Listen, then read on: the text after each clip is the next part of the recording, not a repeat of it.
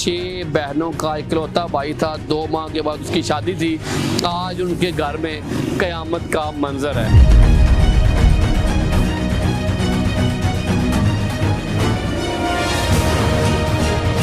जब उसके बाप को अपने उस इकलौते बेटे की खबर मिली, वो 5-6 घंटे का सफर, उसको 5-6 सदियों का सफर लगा होगा। कोई तरतीब नहीं, सर्विस रोड की मट्टी है, यहाँ पे फिसलन है, छोटे छोटे गड्ढे बने हुए हैं। इस वजह से 6 बहनों का इकलौता भाई जान की बाजी हार गया।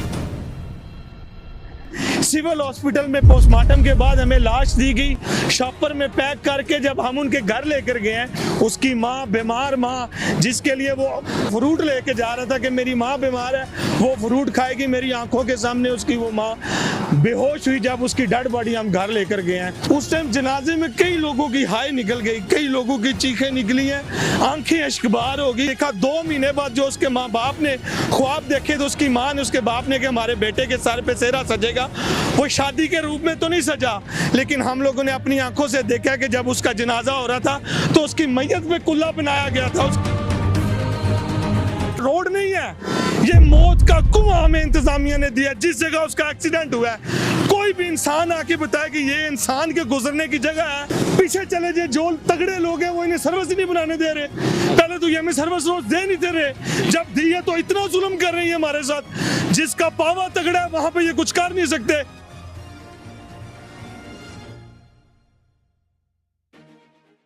छह बहनों का इकलौता भाई यहाँ पे सर्विस रोड की नजर हो गया। 6 बहनों का इकलौता भाई मैंने इसलिए बोला है, ख़वातीन हज़रात, ये मैं इस जगह पे मौजूद हूँ। यहाँ पे तकरीबन 2 दिन पहले हुमायूं उनका नाम था, बच्चे लड़के का, 2 माह के बाद उसकी शादी थी।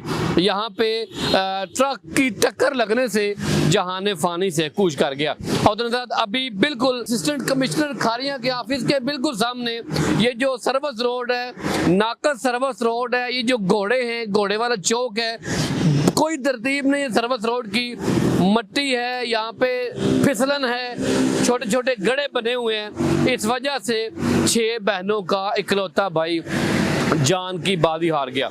इकबाल स्ट्रीट का रिहायशी था, उसके बारे में मजीद मैं डिटेल जानूंगा कि ये आखिर हम कितनी जानों का नुकसान करेंगे। हम हर रोज इसी जीटी रोड से डेड बॉडीज क्यों उठा रहे हैं। अस्सलाम वालेकुम। वालेकुम सलाम। अच्छा, मुझे बताइएगा, आपके मोहल्ले का वो बच्चा था, आपने मुझे बताया कि 6 बहनों का इकलौता वो भाई था, तो ये जो हादसा रूनुमा हुआ है, जिम्मेदार कौन है? सबसे पहले तो बिलोल भाई आपका शुक्रिया। गाए बगाए इस तरह के जो दुख भरे लम्हात वाक़यात हैं, आप उस पर हमें मौका देते हैं। यहाँ पर बिलोल भाई, मैं जिम्मेदार किसी को ठहराने से पहले मैं ना यहाँ पर अपने देखने वालों को, और जो बिलखसूस जो हमारी बेशर्म और बेहिस इंतज़ामिया है, मैं उनको कुछ बताना चाहता हूँ। आज के दिन के जो हुमायूं अरशद था, जैसा कि अभी आपने बताया, मैं उन्हें बताना चाहता हूँ कि वो 6 बहनों का इकलौता भाई था। 2 महीने बाद उसकी शादी थी और उसका बाप एक मेहनत मजदूरी करने वाला बंदा था। अभी तो वो अपने माँ बाप का सहारा बना था वो बच्चा। जब उससे कुछ दिन पहले बात हो रही थी तो उससे बात ये हमने की कि यार अब तो तू बड़ा ओवर टाइम लगाता है। कहता है 2 महीने बाद शादी है। उसने बड़ा खूबसूरत कमरा बनाया अपनी शादी के लिए। जब उसके बाप को अपने उस इकलौते बेटे की खबर मिली कि उसका इकलौता बेटा जो है वो जीटी रोड पे ट्रक के नीचे आके जो है कुचल गया, फौत हो गया। वो 5-6 घंटे का पेशावर, वो उसका बाप मजदूरी करता है, वो 5-6 घंटे का सफर उसको 5-6 सदियों का सफर लगा होगा। मैं इस इंतजामिया को ये कहना चाहता हूँ कि उस दर्द को महसूस करें कि उस बाप पे क्या गुजरी होगी, कैसे वो अपने घर पहुंचा होगा। उसके बाद वो लम्हा मेरे सामने है जब हमें सिविल हॉस्पिटल में पोस्टमार्टम के बाद हमें लाश दी गई। शॉपर में पैक करके जब हम उनके घर लेकर गए हैं, जब उसकी मासूम छोटी बहनें जब रो रही थी, चीख रही थी, वो कह रही थी हमने मुंह देखना है, हम उन्हें मना कर रहे थे कि आपने मुंह नहीं देख सकते, हमने उन्हें मुंह नहीं देखने दिया। उसकी माँ, बीमार माँ, जिसके लिए वो काम से छुट्टी करके फ्रूट लेके जा रहा था कि मेरी माँ बीमार है, वो फ्रूट खाएगी, मेरी आंखों के सामने उसकी वो माँ बेहोश हुई। जब उसकी डेड बॉडी हम घर लेकर गए हैं, वो लम्हा कौन इसको बताएगा। जब जनाजा हम लोगों ने शफीक मस्जिद पढ़ा तो बहुत बड़ा जनाजा था, उसका बाप अंकल अरशद ऐसे हाथ जोड़ के जितने लोग जनाजा पढ़ने आए थे उनसे माफिया मांग रहा था कि अगर मेरे बेटे से किसी की दिल आज़ारी हुई है तो मुझे माफ़ कर दो।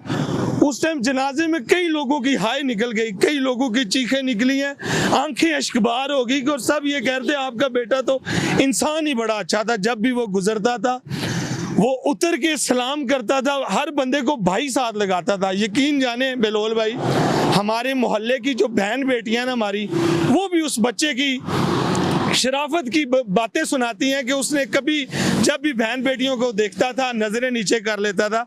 जब जनाजा हम लोगों ने पढ़ा, दुख की बात यह है कि जब भी किसी अपने प्यारे की, हमारे लगते लाने की जब कोई डेथ होती है तो जब जनाजा होता है तो हम लोग सारे आगे होते हैं कि चले यार उस बंदे का आखिरी दीदार कर लें। जब हुमायूं अरशद की डेथ हुई है तो हमने जनाजा पढ़ा तो हमारा भी दिल किया, हमारा बच्चा हमारी गली में रहता है, चलो इसका दीदार कर लें। लेकिन बेलोल भाई उसकी लाश इस काबिल नहीं थी कि हम उसका चेहरा देखते। जनाजा पढ़ने के फौरन बाद उसका जनाजा उठा लिया गया। उसकी लाश इतनी बुरी तरह हालत में थी कि हमने उसका चेहरा नहीं देखा। 2 महीने बाद जो उसके माँ बाप ने ख्वाब देखे तो उसकी माँ ने, उसके बाप ने कि हमारे बेटे के सर पे सेहरा सजेगा, वो शादी के रूप में तो नहीं सजा, लेकिन हम लोगों ने अपनी आंखों से देखा कि जब उसका जनाजा हो रहा था तो उसकी मैयत पे कुल्ला बनाया गया था, उसकी मैयत पे उसको हार पहनाए गए थे। इस सूरत में उसकी डेड बॉडी उठाई है।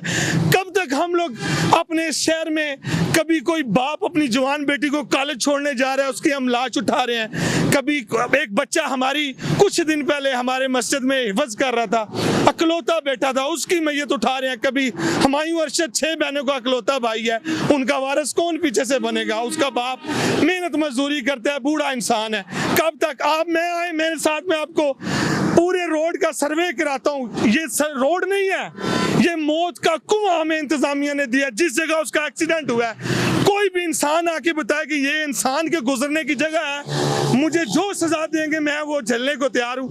ये जगह देखें जिधर उसका एक्सीडेंट हुआ है, वो बेचारा मजदूरी से घर जा रहा था, मिट्टी है, खड्डे हैं, वो बेचारे का टायर जैसे भी स्लिप हुआ ट्रक के नीचे आ गया, वो मौत के घाट उतर गया। कब तक ये इंतजामिया हमारे साथ, ये जो घोड़ा लगाया हुआ है, मुझे बताएं ये सर्विस रोड पे इसकी क्या जरूरत है? ये घोड़ा जो इन्होंने लगाया हुआ है ये तो जंगल में झाड़ियों के बीच में छुपा हुआ नजर ही नहीं आ रहा। पीछे चले जाए, जो तगड़े लोग हैं वो इन्हें सर्विस ही नहीं बनाने दे रहे। पहले तो ये हमें सर्विस रोड दे नहीं दे रहे, जब दी है तो इतना जुल्म कर रही है हमारे साथ। जिसका पावा तगड़ा है वहां पे ये कुछ कर नहीं सकते, माड़े मस्कीन बंदे को उठा के ये लोग बना रहे हैं। कब तक ये चलता रहेगा? ये हमें अपनी आवाज भी उठाने नहीं दे रहे। जो बंदा आवाज उठाते हैं उसके खिलाफ ये अपनी ताकत इस्तेमाल करते हैं, लेकिन नहीं, हम लोगों ने सर पर कफन बांध लिया है। बहुत हमने लाशें अपने छोटे बहन भाइयों की उठा ली हैं, अब नहीं। हुमायूं अरशद का दुख हम लोग तो 4 दिन फील करेंगे, बातें करेंगे। उसकी माँ, उसका बाप, उसकी बहनें सालों साल, सारी जिंदगी उसके दर्द को बार बार महसूस करेंगी और रोएंगी। ये बेशर्म इंतजामिया नहीं उस दर्द को फील कर सकती। ये तो हम दूसरे दिन अपनी घरों में मर्जी की नींद सो रहे हैं, खा पी रहे हैं। एक दफा उनके घर चक्कर लगाएं और पूरे रोड का सर्वे करें और कुछ थोड़ा बहुत शर्म करें। मजीद लाशें उठाने की हमें हिम्मत नहीं है। और मैंने NHA से बार बार ये अपील की थी, रिक्वेस्ट की थी कि जो रोड हैं जगह जगह से टूटे हुए हैं, किनारियाँ बाहर निकली हुई हैं, यहाँ पे कोई बड़ा हादसा हो सकता है, बड़ा सान्या हो सकता है। लेकिन NHA वालों ने हमारी बात ना मानी और हादसा हो गया। अभी फिर हम ये कह रहे थे कि यहाँ पे घोड़े हैं। असिस्टेंट कमिश्नर खारियाँ जुल्फकार अली बागड़ी साहब ने ये घोड़े लगाए थे, उनको घोड़ों का शौक था, लेकिन ये मौत का मंजर पेश कर रहे हैं ये घोड़े।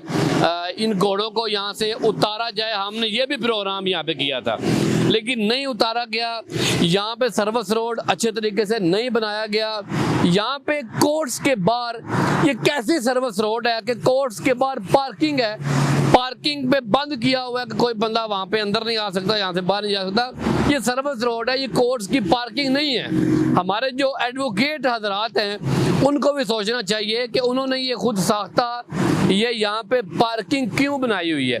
ये तो सर्विस रोड की जगह है। असिस्टेंट कमिश्नर खारियाँ साहब की भी मुबैना नाअहली है कि वो यहाँ पे जो गरीब कारोबार कर रहा था उसकी तजावज़ात तो उन्होंने हटा दी है। अब यहाँ पे जो तजावज़ात हैं वो यहाँ पे हटा नहीं रहे, ये सर्विस रोड प्रॉपर नहीं बना रहे, इस बात पे भी गौर करना चाहिए। उमर भट्टी साहब, आखिर में मुझे बताएं कि इंतज़ामिया को क्या ऐसा करना चाहिए जिसकी वजह से यहाँ पे हादसा ना हो। मैं इंतज़ामिया से ये मेरी हमेशा से हम लोग इनसे बार बार अपील कर रहे हैं, खुदारा ये जो आप लोगों ने जो आपने जो ऑपरेशन किया आप लोगों ने तजावज़ात के वाले से, इसे एक जैसा करें। ये जो फजूल चीज़ें हैं जहाँ पे आप लोगों ने प्रॉपर सर्विस रोड नहीं बनाया हुआ, इससे भी फिल फोर मुकम्मल किया जाए। और जो आप लोगों ने कुछ जगहों से छोड़ दिया, आप लोगों को बड़ी अच्छी तरह पता है, खुदारा ये लाशें बार बार ना गिराएं, बार बार लाशें नहीं हम उठा सकते, इसे फिल फोर एक लेवल पे लेवल करना चाहिए। और ये जो जगह जगह पर गड्ढे बंधे हुए हैं, इसे लेवल करना चाहिए। बड़ा बदनुमा हमारा रोड और सर्विस रोड और जीटी रोड बना हुआ है। अच्छा, ये जो सर्विस रोड जो खारियों अड्डा है, जो स्टॉप है, वहाँ पे जो प्लाजे हैं, प्लाजों के जो मालिकान हैं वो सर्विस रोड में हलल पैदा कर रहे हैं, वो अपने सामने से सर्विस रोड नहीं गुजरने दे रहे, उनके बारे में क्या बोलूं? मैं आपको ये बात कहता हूँ कि ये जो बड़े बड़े मालिकान प्लाजों वाले हैं, असल में जिहाद आपका ये होगा, अगर आप इनके खिलाफ ये ऑपरेशन करते हैं, अगर आप इनकी भी तजावज़ात ख़त्म करते हैं, यकीन करें आपको शहर का हर बंदा सलाम पेश करेगा, आपकी तारीफ़ करेगा।